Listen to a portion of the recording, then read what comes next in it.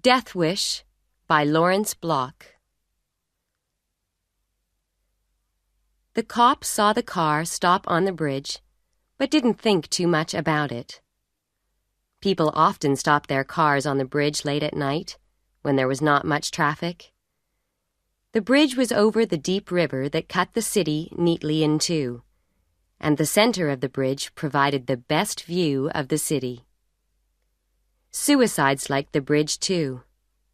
The cop didn't think of that until he saw the man get out of the car, walk slowly along the footpath at the edge, and put a hand on the rail. There was something about that lonely figure, something about the grayness of the night, the fog coming off the river. The cop looked at him and swore, and wondered if he could get to him in time. He didn't want to shout or blow his whistle, because he knew what shock or surprise could do to a probable suicide. Then the man lit a cigarette, and the cop knew he had time. They always smoked all of that last cigarette before they went over the edge. When the cop was within 10 yards of him, the man turned, gave a slight jump, then nodded, as if accepting that the moment had passed. He appeared to be in his middle 30s, tall, with a long, narrow face and thick black eyebrows. "Looking at the city," said the cop. "I saw you here, and I thought I'd come and have a talk with you. It can get lonely at this hour of the night." He patted his pockets, pretending to look for his cigarettes, and not finding them. "Got a spare cigarette on you?" he asked. The man gave him a cigarette and lit it for him. The cop thanked the man and looked out at the city. "Looks pretty from here," he said. "Makes a man feel at peace with himself." "It hasn't had that effect on me," the man said. "I was just thinking about the ways a man could find peace for himself." "Things usually get better sooner or later, even if it takes a little while," the cop said. "It's a tough world, but it's the best we've got, and you're not going to find a better one at the bottom of a river." The man said nothing for a long time. Then he threw his cigarette over the rail and watched it hit the water. He turned to face the cop. "My name's Edward Wright. I don't think I'd have done it, not tonight." "Something particular bothering you?" said the cop. "Not anything special." "Have you seen a doctor? That can help, you know." "So they say." "Want to get a cup of coffee?" said the cop. The man started to say something, then changed his mind. He lit another cigarette and blew out a cloud of smoke. "I'll be all right now," he said. "I'll go home, get some sleep. I haven't been sleeping well since my wife—" "Oh," the cop said. "She died. She was all I had, and, well, she died." The cop put a hand on his shoulder. "You'll get over it, Mr. Wright. Maybe you think you can't live through it, that nothing will be the same, but—" "I'd better get home," the man said. "I'm sorry to cause trouble. I'll try to relax. I'll be all right." The cop watched him drive away and wondered if he should have taken him into the police station. But if you started taking in everyone who thought about suicide, you'd never stop. He went back towards the other side of the bridge. When he reached it, he took out his notebook and wrote down the name, Edward Wright. So he would remember what the man meant. He added, big eyebrows, wife dead, thought about jumping. The psychiatrist stroked his pointed beard and looked at the patient. "No longer worth living," the man was saying. "I almost killed myself the night before last. I almost jumped from the Morrissey Bridge. And a policeman came along. I wouldn't have jumped anyway. Why not? I don't know." The endless talk of patient and doctor went on. Sometimes the doctor went through a whole hour without thinking at all, making automatic replies, but not really hearing a word that was said to him. I wonder, he thought, whether I do these people any good at all. Perhaps they only want to talk and need a listener. He listened next to a dream. Almost all his patients told him their dreams, which annoyed the psychiatrist, who never remembered having a dream of his own. He listened to this dream, glancing now and then at his watch, and wishing the hour would end. The dream, he knew, indicated a decreasing wish to live, a development of the death wish, and a desire for suicide that was prevented only by fear. But for how long? Another dream. The psychiatrist closed his eyes and stopped listening. 5 more minutes, he told himself, and then this fool would leave.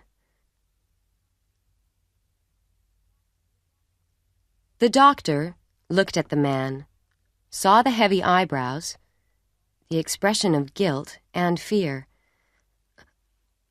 "I have to have my stomach pumped, doctor," the man said. "Can you do it here, or do we have to go to a hospital?" "What's the matter with you?" "Pills. Sleeping pills?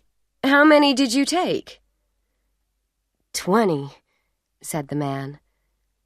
10 can kill you, said the doctor. How long ago did you take them? Half an hour. No, maybe 20 minutes. And then you decided not to act like a fool, yes? 20 minutes. Why wait this long? I tried to make myself sick. Couldn't do it. Well, we'll try the stomach pump, the doctor said.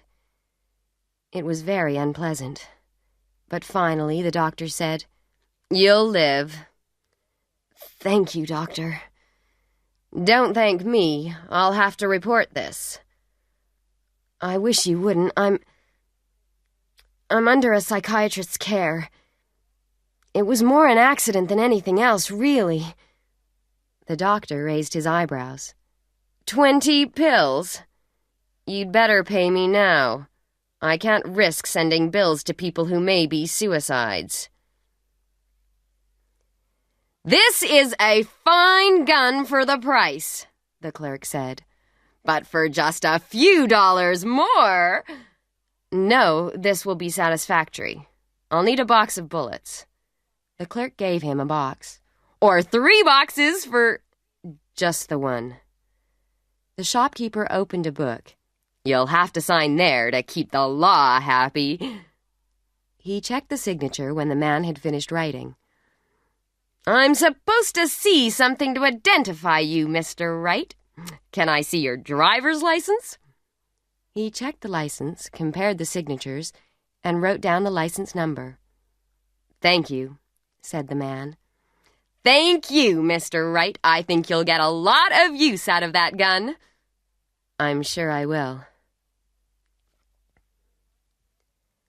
At 9 o'clock that night, Edward Wright heard his back doorbell ring. He walked downstairs, glass in hand, finished his drink, and went to the door. He was a tall man with thick black eyebrows. He looked outside, recognized his visitor, and opened the door. His visitor put a gun in Edward Wright's stomach. Mark? Invite me in, the man said. It's cold out here. Mark, I don't... Inside. In the living room, Edward Wright stared at the gun and knew that he was going to die. You killed her, Ed, the visitor said. She wanted a divorce. You couldn't let her have that, could you? I told her it was dangerous to tell you that you were nothing but an animal. I told her to run away with me and forget you. But she wanted to do the right thing, and you killed her. You're crazy. You made it look like an accident, didn't you? How did you do it? Tell me, or this gun goes off. I hit her. Wright looked at the gun, then at the man. I hit her a few times. Then I threw her down the stairs. You can't go to the police with this. You know, they can't prove it, and they wouldn't believe it. We won't go to the police, the man said. I didn't go to them at the beginning. They didn't know of a motive for you, did they? I could have told them a motive, but I didn't go, Edward. Sit down at your desk. Take out a piece of paper and a pen. There's a message I want you to write. You can't. Write, I can't go on any longer. This time I won't fail. And sign your name. He put the gun against the back of Edward Wright's shaking head. You'll hang for it, Mark. Suicide, Edward. No one will believe I was a suicide. Note or no note. They won't believe it. Just write the note, Edward. Then I'll give you the gun and leave you to do what you must do. You just write the note. I don't want to kill you, Edward. I want you to write the note, and then I'll leave you here. Wright did not exactly believe him, but the gun at his head left him little choice. He wrote the note and signed his name. Turn round, Edward. He turned and stared. The man looked very different. He had put on false eyebrows and false hair, and he had done something to his eyes. Do you know who I look like now, Edward? I look like you. Not exactly like you, of course, but a good imitation of you. You've been pretending to be me? But why? You just told me you're not the suicidal type, Edward, but you'd be surprised at your recent behavior. There's a policeman who had to talk you out of jumping off the Morrissey Bridge. There's the psychiatrist who has been seeing you and hearing you talk about suicide. There's the doctor who had to pump your stomach this afternoon. It was most unpleasant. I was worried my false hair might slip, but it didn't. All those things you've been doing, Edward. Strange that you can't remember them. Do you remember buying this gun this afternoon? You did, you know. Only an hour ago. You had to sign for it. Had to show your driver's license, too. How did you get my driver's license? I didn't. I created it.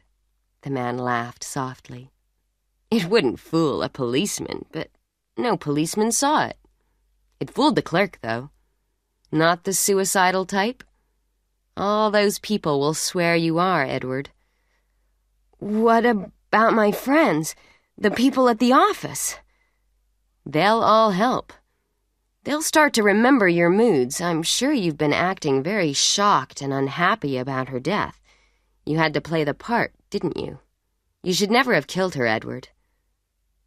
I loved her, even if you didn't. You should have let her go, Edward. Wright was shaking with fear. You said you weren't going to murder me. You were going to leave me with the gun. Don't believe everything you hear, the man said, and very quickly he pushed the gun into Wright's mouth and shot him. Afterwards, he arranged things neatly, wiped his own fingerprints from the gun, and put Wright's fingerprints on it. He left the note on top of the desk, put the psychiatrist's business card into Wright's wallet, and the receipt for the gun into Wright's pocket. You shouldn't have killed her, he said to Wright's dead body. Then, smiling privately, he went out of the back door and walked off into the night.